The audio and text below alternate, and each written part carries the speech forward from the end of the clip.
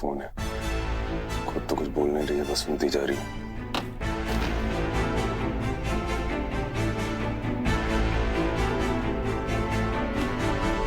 बताओ ना, क्यों परेशान हो इतने? तुम्हें क्या लगता है तुम नहीं बताओगे तो मुझे पता नहीं चलेगा? अपने ही घर में अपने डैड से इग्नोर होना कैसा फील होता है? तुम चुप रहो, ओके? ज्यादा बोलो मत। क्या हुआ? अपनी रियलिटी सुन के अच्छा नहीं लगा? पूरा दिन तुम ऐसे अपने गले में पट्टा डाल के अपने डैड के पीछे पीछे घूमते रहते हो, पर वो तुम पे बिल्कुल ट्रस्ट नहीं करते, सिर्फ आकाश पे ट्रस्ट करते हैं। उसे ही सारे इंपॉर्टेंट डिसीजंस पता होते हैं। और ये बात तुम्हें कैसे पता? आंखें है मेरी, देख सकती हूँ कैसे अंकल सारे इंपॉर्टेंट बिजनेस डील्स पे आकाश को लेके जाते हो और तुम बस घर पे ही बैठे रहते हो। बट एनीवे, तुम्हें कोई प्रॉब्लम नहीं है तो मैं कौन होती हूँ कुछ कहने वाली?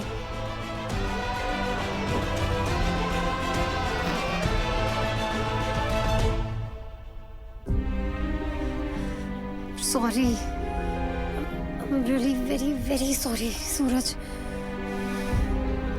बट प्लीज इस गुस्से का यूज करना और मेरे लिए इस डील की इंफॉर्मेशन लेकर आना।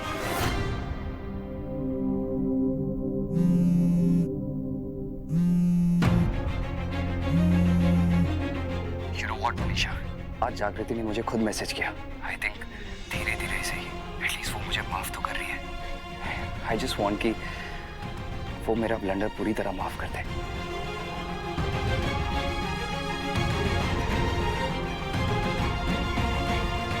डैड, मुझसे ऐसी क्या गलती हो गई है डैड? अब हमें क्या पता कौन सा नया गलती किया है तुमने।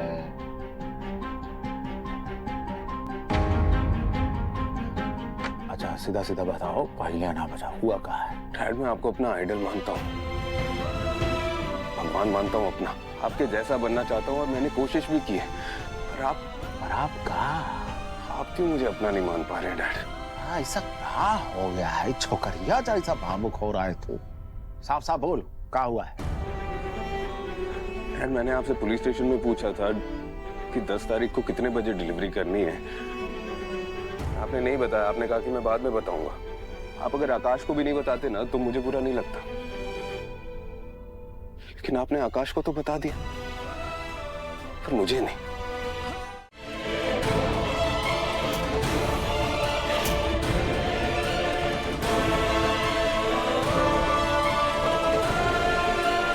ऐसे क्या देख रहे हो आकाश? आई एम योर वाइफ, और मेरे होते हुए मैं तुम्हारे कबर्ड में किसी और लड़की की फोटो कैसे बर्दाश्त करूं? बात तो सही है आकाश, तुम खुद वाइफ है ना मेरी, तो हस्बैंड और वाइफ के बीच में आप इंटरफेयर मत करिए। एंड यू मिस वाइफ, भूलो मत हमारी शादी एक मिस्टेक थी। मुझे ना तो शादी से पहले तुम्हें कोई इंटरेस्ट था, और ना ही अब है, और ना ही कभी होगा। और तुम अच्छे से जानती हो हम डिवोर्स सिर्फ इसलिए नहीं ले रहे क्योंकि डैड नहीं चाहते कि इस घर में डिवोर्स हो। सो यस, हम लीगली हस्बैंड और वाइफ जरूर हैं, लेकिन ना तो हमारे बीच कोई हस्बैंड और वाइफ वाला इमोशन है, ना ही रिश्ता है, और ना ही संबंध है, और ना कभी होगा। ये बात तुम्हें स्टैम्प पेपर पे लिख के दूं, या याद रहेगा?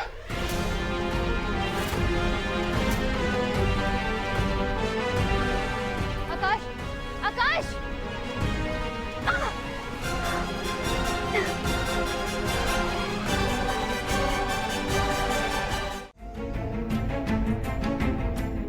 अब वो भैया, कल सुबह ना हमें जंगल से सहजन के पत्ते और फूल लेने जाना है।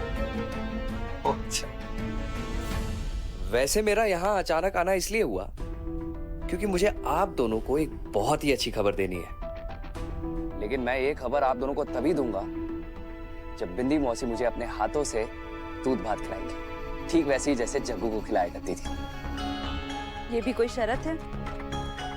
अभी खिलाते हैं।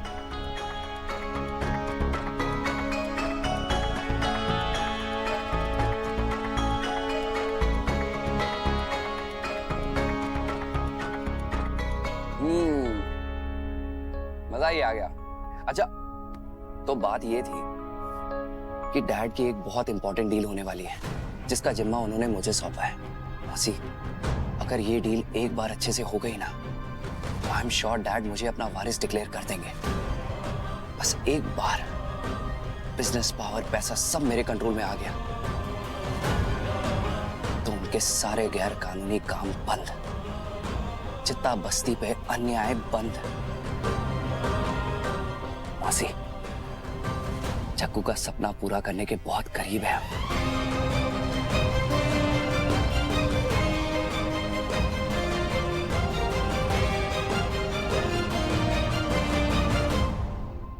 बस यही बताने आया था मौसी। अब मेरा पेट और मन दोनों भर गया है।